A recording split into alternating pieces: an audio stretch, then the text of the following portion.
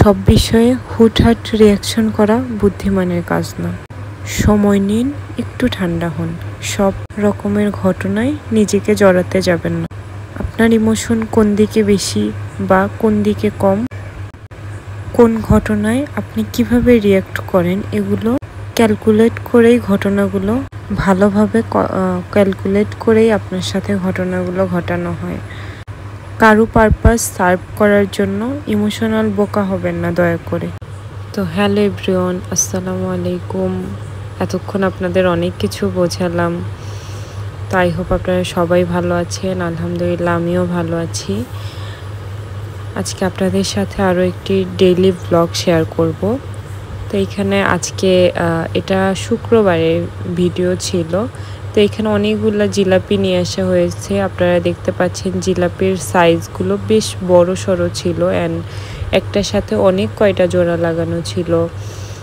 কোনোটাতে 3টা, কোনোটাতে 2টা, কোনোটাতে 1টা, মানে এভাবে মিক্স করে করা ছিল। জিলাপি কে কে খেতে পছন্দ করেন? আমি খুব বেশি পছন্দ করি না। এগুলো মসজিদে দেওয়ার জন্য নিয়ে আসা হয়েছিল। আর এখানে আসার সময় এখন যে ডাবের এত পরিমাণে দাম হয়ে গিয়েছে, মানে এই 4টা ডাব নিয়ে এসেছে 500 টাকা দিয়ে। তাহলে কত করে পড়েছে আপনারা হিসাব করে নেন। আর এখানে যে আমার ছেলে পণ্ডিতি করতেছিল। পরে ওই দিন হচ্ছে আমি একটু একটা রেসিপি আপনাদের সাথে শেয়ার করব। তো এই যে এখানে আমরা কিছু আনার ছিলে এটা খাবো। তো আমি আনার ছিলানোর পরে একটু ধুয়ে নিচ্ছিলাম। আমার কাছে একটু লালচে লাগে বা একটু কষ মনে হয়, তো যার কারণে আমি এখানে একটু ধুয়ে সুন্দর করে একটা ফ্রিজে নিয়ে এটা আমি এখন খাবো। তো এই আর কি। আর এই যে আজকে আমি আপনাদের সাথে শেয়ার করব মিষ্টি কুমড়ো দিয়ে ডিমের রেসিপি। তো আমি যেভাবে রান্না করি তো সেটা আপনাদের সাথে শেয়ার করব। ফার্স্টে এখানে আমি 3টা ডিম নিয়েছি, আর এখানে পেঁয়াজ মরিচ দিয়ে সুন্দর করে আমি ডিমটা আগে আমি হাত দিয়ে মিক্স করে নিয়েছি। তারপরে এই যে আমি ফ্রাই প্যানে তেলটা গরম হতে দিয়েছিলাম। তেলটা গরম হওয়ার পরে আমি এখানে পুরো ডিমের যে মিশ্রণটা আমি তৈরি করেছি সেটা আমি ফ্রাই প্যানে দিয়ে দিলাম। তারপরে আমি চারদিকে সুন্দর করে ছড়িয়ে নিব। তাহলে আমি যেহেতু 3টা ডিম দিয়ে করছি আর আমার ফ্রাই প্যানটা বেশ বড় সড়ো ছিল, তো সুন্দর মতো হয়ে যাবে আর কি। তারপরে এই যে উল্টে পাল্টে আমি সুন্দর করে ভেজে নিয়েছি। তারপরে আমি এখন পিস করব। যেহেতু আমাদের বাসায় ফ্যামিলি মেম্বার বেশ কয়েকজন, তো আমি সেভাবেই পিস করছিলাম। তো আমি সবসময় তরকারিতে ভাজি ডিম পছন্দ করি, কিন্তু আছে অনেকে যারা সিদ্ধ ডিম পছন্দ করে, বাট আমার কাছে মনে হয় ভাজি ডিমটা তরকারিতে খেতে বেশি মজা লাগে। অনেকের আসলে পছন্দ অনেক রকম, সবার পছন্দ একরকম হয় না। তো এটা সবার ক্ষেত্রেই, যেমন আমাদের বাসায় আমার মা অনেক বেশি ডিমের সিদ্ধ করে যে তরকারিটা রান্না করা হয় সেটা পছন্দ করে। তো এখানে আমি মোটামুটি গুনে কাটি নাই, তো মানে করে কেটে নিয়েছি যে কয়েক পিস হবে। তারপরে এখানে আমি এদিকে চুলায় তেল দিয়ে হালকা করে পেঁয়াজগুলো ভেজে নিব। যতক্ষণ না ব্রাউন হয়ে আসে তেলের মধ্যে আমি ভাজতে থাকবো। বেশ কয়েকটা পেঁয়াজ আমি দিয়ে দিয়েছি এখানে। তারপরে পেঁয়াজটা সুন্দর ব্রাউন হয়ে আসার পরে এখানে আমি এই যে মিষ্টি কুমড়ো দিয়ে আর সঙ্গে কয়েকটা কাঁঠালের বিচি দেওয়া হয়েছে, যেহেতু এখন কাঁঠালের সময়।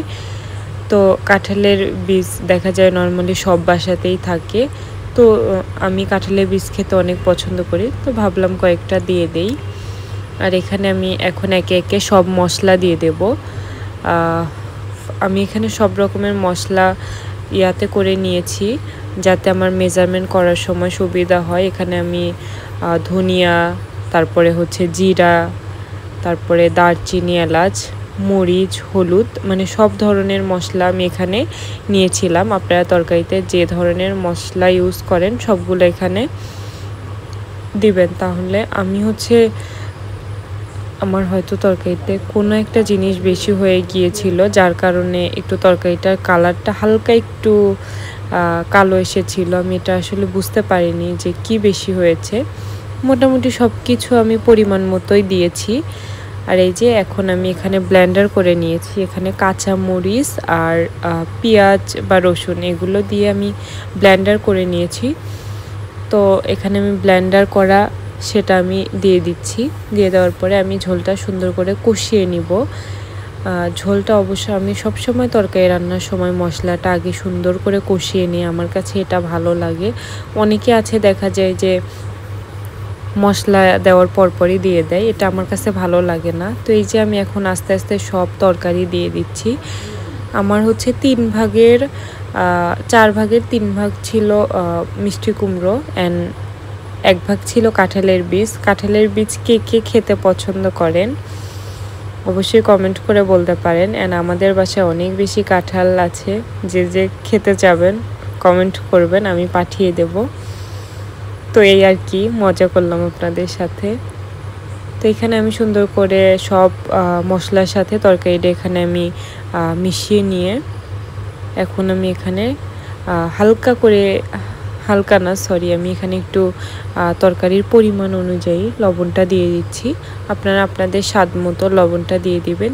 এখানে লবণ দেওয়ার পরে আমি তরকারিটা অফ ক্যামেরায় কষিয়ে নিয়েছি। তারপর এই যে আমি এখানে আমি কষানোর পরে যে ঝোলটা দেয়, তো ঝোলটা দেওয়ার পরে এখানে এই যে আমি সবগুলো ডিম দিয়েছি। সবগুলো ডিম একদম আমার তরকারিটা অলমোস্ট হয়ে গেছে। তারপরে আমি এখানে ঝোলের উপর দিয়ে আমি ডিমগুলো দিয়ে দিয়েছি। আর মিষ্টি কুমড়োতে একটু ঝোলটা বেশি রাখবেন, কারণ মিষ্টি কুমড়ো ডিমে মানে ঝোলটা একটু হালকা টেনে নিবে, তো যার কারণে একটু বেশি রাখবেন, সেটা টেনে নিবে রান্নার পরে দেখতে পারবেন। তো এই আর কি রেসিপি আপনাদের সাথে শেয়ার করলাম। অ্যান্ড ব্লগটা কেমন লেগেছে সেটা অবশ্যই কমেন্ট করে জানাতে পারেন। আর সবাই আমার চ্যানেলটা সাবস্ক্রাইব করবেন। যারা অলরেডি আমার চ্যানেলটা সাবস্ক্রাইব করেছেন তাদেরকে অসংখ্য ধন্যবাদ। সবাই আমার চ্যানেলের সাথেই থাকবেন।